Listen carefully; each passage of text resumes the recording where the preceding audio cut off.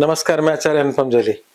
Mean राशि वाले लोगों के लिए आगामी सप्ताह अर्थात 11 मई से 17 मई के बीच में ग्रहों का आपके जीवन पे प्रभाव और समाधान लेकर आया हूँ। और इस हफ्ते कई सारे ग्रह चेंज हो रहे हैं, सब पे सिलसिलेवार चर्चा करेंगे। सबसे पहले चंद्रमा की बात करते हैं। चंद्रमा मीन राशि के से 11वीं 12वीं राशि अर्थात कुंभ राशि से लेके वृषभ राशि तक चंद्रमा का संचरण रहेगा। जैसा कि मैं बोलता हूं कि 12वां चंद्रमा अच्छा नहीं होता, तो हम ये कह सकते हैं कि अगर इस पूरे हफ्ते को चंद्रमा के नजर से देखें तो सप्ताह की शुरुआत जरूर थोड़ी सी परेशानी भरी है, पर शेष सप्ताह आपके बहुत पक्ष का है। तो सप्ताह की शुरुआत का मतलब क्या है? वो समय है आपके 11 मई से 12 मई शाम 7:25 तक। तो यहाँ पर सप्ताह मतलब 2 दिन की शुरुआती जो है वो व्यर्थ के खर्चे, व्यर्थ की चिंताएं, व्यर्थ के भागदौड़ में व्यतीत हो सकते हैं। कोई शुभ काम है तो 2 दिन बाद कर लेना, है ना। उसकी शुरुआत शुभ काम के मतलब जो चलते कामों की बात नहीं कर रहे हैं। कोई बड़ा कार्य करना हो तो उसको आप 12 मई के उपरांत करें, ठीक है। क्योंकि 12 मई के उपरांत आपकी खुद की राशि से चंद्रमा गुजरेंगे। जब आपकी मीन राशि से चंद्रमा गुजरेंगे तो वो आपको स्वास्थ्य, चिंताओं से मुक्त करना, कुछ नई शुभ सूचनाओं का संचार होना, पुष्टिदायक बोलते हैं। तो पुष्टिदायक का मतलब ये होता है कि जीवन के हर पहलू को बेहतर करने वाला साबित होता है। उसके बाद चंद्रमा द्वितीय राशि और फिर आपकी राशि द्वितीय और तृतीय में से संचरण करेंगे। सप्ताहांत भी आपके लिए मौज शौक में व्यतीत होने वाला है। आपके सामाजिक कार्यों में आपके कार्यों के मतलब प्रशंसनीय होगा। नए पुराने दोस्त मिलेंगे। तो ये आपका चंद्रमा के लिहाज से ये पूरा सप्ताह जाने वाला है। अब दूसरे बड़े परिवर्तन क्या हो रहे हैं उस पर चर्चा कर लेते हैं।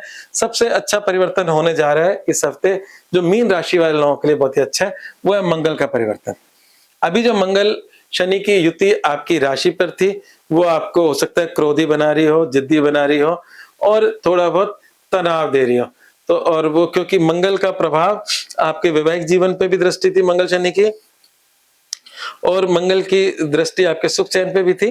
तो मंगल यहाँ से हट रहे हैं और वो आपको लाभ देंगे। हालांकि मित्र राशि है, मतलब आपकी राशि और मंगल राशि मित्रता भरी है, पर फिर भी मंगल का अपना एक पापी ग्रह है और शनि की युति के कारण से उसके कष्टों से आपको थोड़ी सी मुक्ति मिलेगी।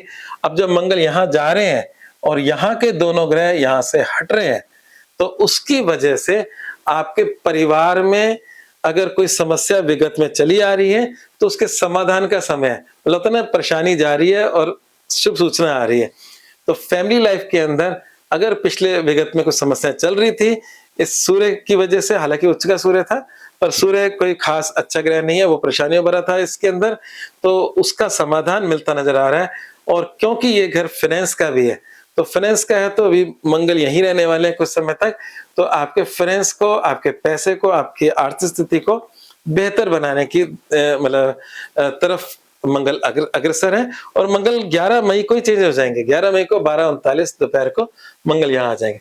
सूर्य बुध का यहाँ आना और ये जो शुक्र है इनका यहाँ जाना, तो जैसे शुक्र चौथे घर में आएंगे, हालांकि मीन राशि के लिए शुक्र कोई अच्छा ग्रह नहीं है, किसी प्रकार से अच्छा ग्रह नहीं है। शत्रु शुक्राचार्य और बृहस्पति में शत्रुता है तो शत्रु ग्रह है ना।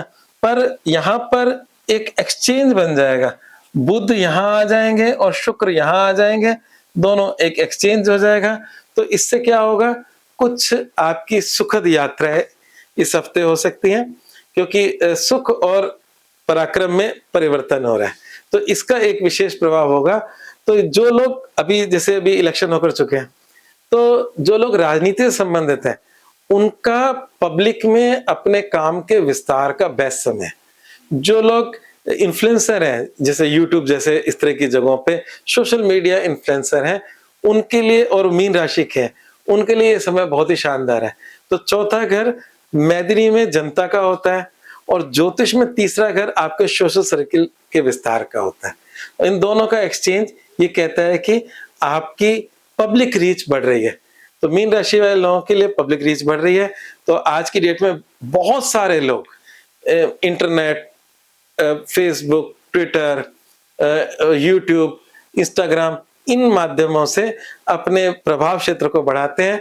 जैसे कि इन्फ्लुएंसर जिनको कहते हैं, उनके लिए गोल्डन सा पीरियड ये बनेगा।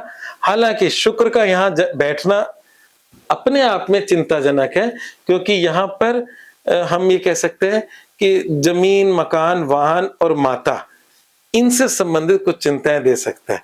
हाँ, जमीन, मकान, वाहन पे खर्चा भी करा सकता है, क्योंकि यहाँ का स्वामी उससे 12वें जा रहा है। तो इस समय आप जमीन, मकान, वाहन पे खर्चा कर सकते हो और इससे संबंधित कुछ चिंताएं आपके जीवन में हो सकती है, क्योंकि शुक्र दुर्घटना का भी स्वामी है और यहाँ पर बैठा है। तो वाहन संभल कर चलाएं, कोई दुर्घटना ना हो, जमीन मकान संबंधी कोई परेशानी ना हो, कोई आपको किसी प्रकार के चिंता ना हो, तो वो एक थोड़ा सा हल्का सा दुर्योग भी बन रहा है। तो ये था आपका राशिफल। और अगर मैं इसको आपके वैवाहिक जीवन के परिप्रेक्ष्य में देखूं, तो वैवाहिक जीवन के परिप्रेक्ष्य में अगर हम देखें तो बुध का तीसरे घर में जाना कोई बुरी बात नहीं है, शुभ ही है, कोई नेगेटिव नहीं है। और क्या परिवर्तन हो रहा है आपके, अगर हम शिक्षा और प्रेम संबंधों की बात करें तो अच्छी बात यह है कि किसी प्रकार का कोई नेगेटिव इन्फ्लुएंस नहीं है। जो कुछ चलता आ रहा है प्रेम संबंधों में, शिक्षा के अंदर, वो वैसे ही चलेगा। मतलब कोई बड़ा कोई भारी नुकसान या फायदा नहीं दिख रहा। तो ये सारे आपके जीवन के एरियाज एवरेज हैं, ठीक ठाक है, कोई उसमें परिवर्तन नहीं हो रहा। आज बस इतना ही, धन्यवाद।